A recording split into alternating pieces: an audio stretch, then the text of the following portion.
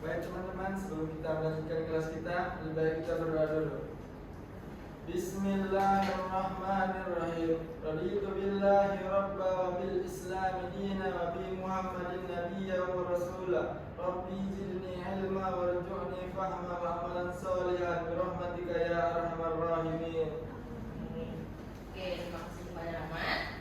Untuk memulai perkuliahan kita hari ini, kita jalan dulu ya supaya lebih semangat juga kan. Kalau saya bilang selamat pagi, kalian jawabnya pagi, pagi, pagi, luar biasa, tetap semangat, Allahu Akbar. Oke? Oke, Bu.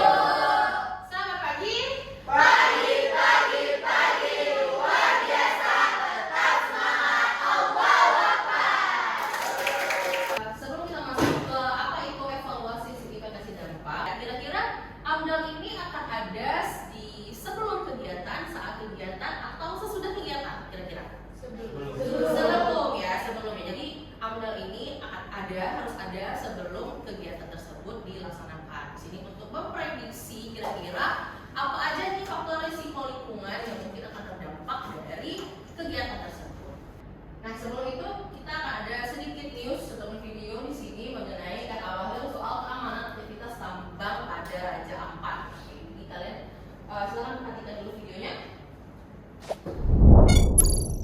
Tidak bisa dibilang akan ada radius aman dari satu wilayah tambangan, karena kalau kemudian kita melihat ekosistem lautan, semuanya pasti akan terhubung. Kerusakan pada satu ekosistem di lautan.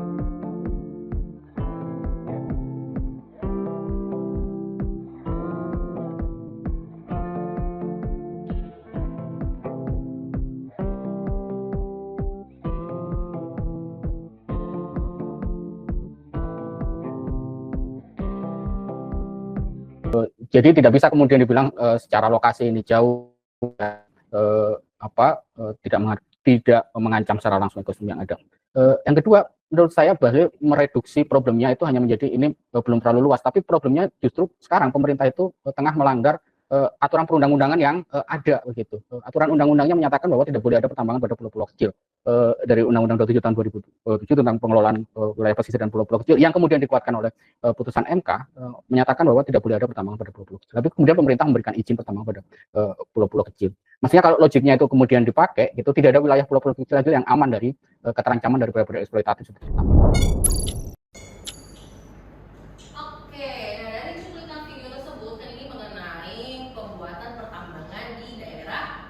Raja Ampat. Nah, kira-kira apa nih menurut kalian dari video tersebut nih? Poin-poin apa nih yang dirasakan oleh bagian lingkungan mengenai proyek pertambangan yang akan diadakan di Raja Ampat yang akan dilaksanakan? Ya, Pak. Yang mereka rasakan itu bahwa dampak dari pertambangan itu akan berpengaruh pada ekosistem. Bahlil bilang tidak akan jauh kan berpengaruhnya, tapi pada nyatanya itu akan berpengaruh pada ekosistem. Karena kan itu pulau-pulau kecil tuh. Kalau misalnya terjadi pertambangan di pulau-pulau kecil tersebut, akan berdampak ke sekelilingnya, terus ekosistemnya. Oke, terima kasih. Nah, jadi itu ya, ketika tadi disebutkan di situ akan diadakan dari pertambangan di wilayah Raja Ampat. Nah, kan di situ kita tahu nih, memang di situ Bahlil mengatakan bahwa jaraknya itu jauh nih dari si lautan kan, yang nggak mungkin lah terdampak ke lautan atau ekosistem laut, karena di sini yang dikhawatirkan adalah ekosistem laut. Nah, selanjutnya di sini evaluasi signifikansi dampak merupakan suatu proses menentukan tingkat pentingnya suatu dampak lingkungan berdasarkan parameter tertentu sehingga dapat diketahui dampak prioritas yang harus dikendalikan. Nah, di sini kan kita gini, ketika dia itu ada dampak lingkungan, ada dampak sosial, dan juga ada dampak ekonominya. Nah, kita ambil contoh lah dari dampak lingkungan misalnya, bisa jadi ada faktor fisiknya, faktor biologinya, ataupun faktor kimianya yang akan terkena, ataupun ke bisa jadi kayak flora fauna itu biologinya.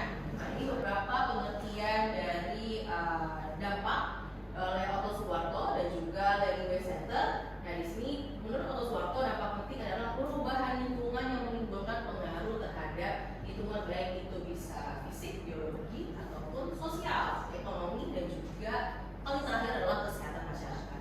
Nah, kalau kita bilang dari lingkungan fisik, misalnya bisa dengan udaranya yang menjadi lebih buruk, ya kan, peningkatan gas-gas tertentu, sehingga tentu efek kesehatan masyarakatnya apa? Kira-kira peningkatan dari ISPA salah satunya, yang paling sini kita mencocokkan kepada Al-Quran juga. Nah, di sini kenapa si dampak evaluasi dampak penting itu penting, karena di dalam Al-Quran sendiri disebutkan di dalam surah Al-Baqarah ayat 56, dengan artinya itu janganlah kamu membuat kerusakan di muka bumi setelah Allah itu memperbaikinya. Nah, relevansinya apa terhadap amdal itu? Nah, untuk mencegah dari lingkungan yang sudah diperbaiki oleh Allah, gitu kan? Nah, melalui amdal tersebut, dimana di situ amdal sini memprediksi dari kegiatan usaha yang akan mungkin kalian ataupun nanti suatu perusahaan itu lakukan, apa-apa aja efek lingkungan yang akan terjadi dan bagaimana untuk menghindarinya ataupun mengendalikannya. Jadi ibaratnya seminimalnya, kalaupun lah bisa dikendalikannya itu hanya sekitar 30%, lebih baik daripada dan tidak mempengaruhi dari kesehatan masyarakat. Kira-kira menurut kalian apa nih contohnya? Coba misalkan kebisingan saat pada jam kerja. oke, jadi kebisingan pada saat jam kerja. Ada lagi? Apa?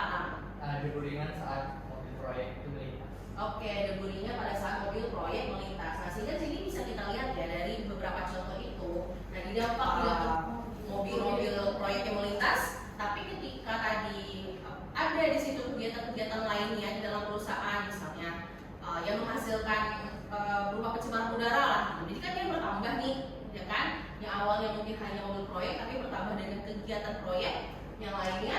Nah, lalu itu kan tentu menumpuk tuh di situ penurunan kualitas udaranya.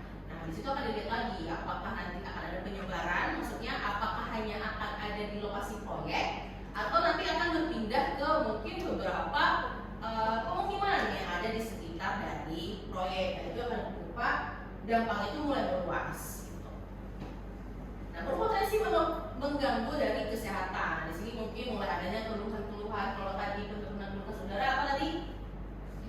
ISPA, ya kan? Nah, ataupun mungkin kalau tadi ada kebisingan, nah itu kan mungkin bisa menjadi kegangguan, masuk ke keluhan sakit kepala.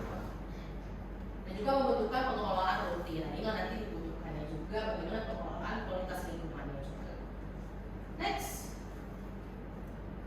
Nah, lalu yang terakhir tentu dampak penting besar. Nah, di sini dampak itu menimbulkan perubahan mendasar terhadap lingkungan hidup dan juga kesehatan. Tentu dampak penting besar. Nah, di sini dampak itu menimbulkan perubahan mendasar terhadap lingkungan hidup dan juga kesehatan masyarakat. Ada nih, ya kan? Disinilah perusahaan tersebut. Nah, ini kita bilanglah sungainya. Kan? Disinilah dia membuang limbah cair. Ini ada pemukiman pertama, pemukiman A, ini pemukiman B, dan ini pemukiman C. Di sini kita bilanglah berlautan ya. Ini masih masuk nggak ke dalam itu? Masih Bu. Masih. Oke.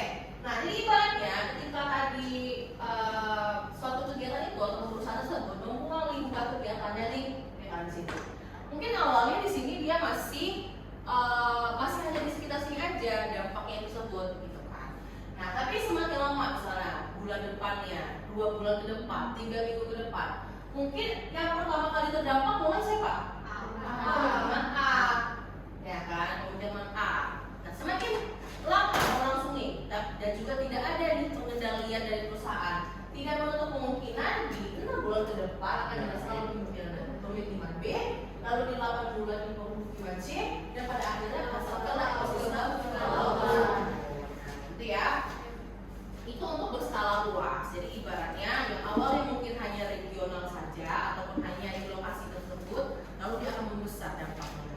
Bisa jadi sampai ke nasional juga, ataupun bahkan global. Gitu kan. Nah, jangka panjang di sini di mana hasil dari dampaknya itu akan bertahan dalam jangka panjang dan sulit dipulihkan. Seperti yang saya bilang tadi, ketika dia bekas pertambangan kan, dia tidak bisa kembali lagi ke semula. Juga berdampak pada ekosistem dan juga masyarakat luas. Dan berdampak pada ekosistem tentu itu mulai punahnya beberapa jenis tumbuhan ataupun hewan. Next. Nah, berdasarkan durasinya ada dampak sementara dan juga ada dampak. Nah, ini ada beberapa parameter dari evaluasi signifikasi dampak. Bisa kebesaran dampaknya. Nah, lalu ada luas wilayah persebaran, seberapa besar dampaknya tersebut, lokal, nasional ataupun global. Nah, intensitas lamanya dampak, dan di sini berapa lama keparahan dari durasi dampak.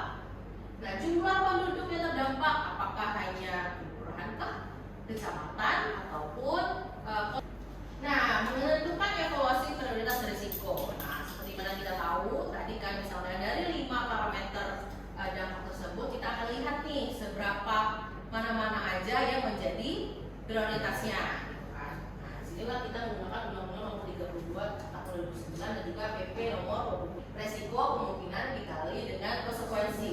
Nah, next ini nanti di sini kalian juga mengukur dari dampak-dampak tersebut mana yang paling prioritas untuk kalian untuk perusahaan tersebut kendalikan dalam tes.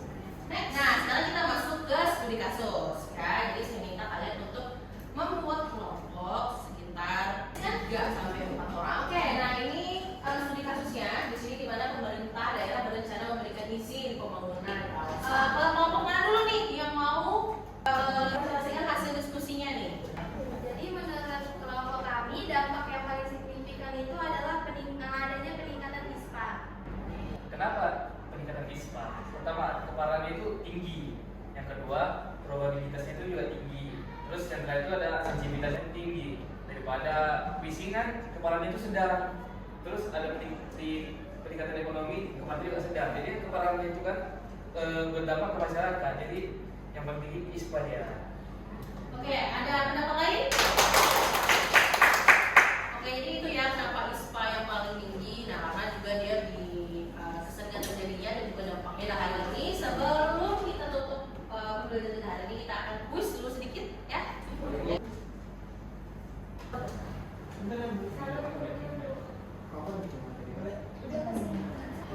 Oke, kita start ya.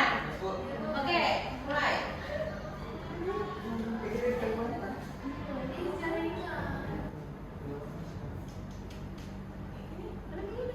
Bisa di ini nggak sih? Selesai semua kuisnya? Sudah. Ibu. Oke, bisa lihat hasilnya ya. Boleh di dulu.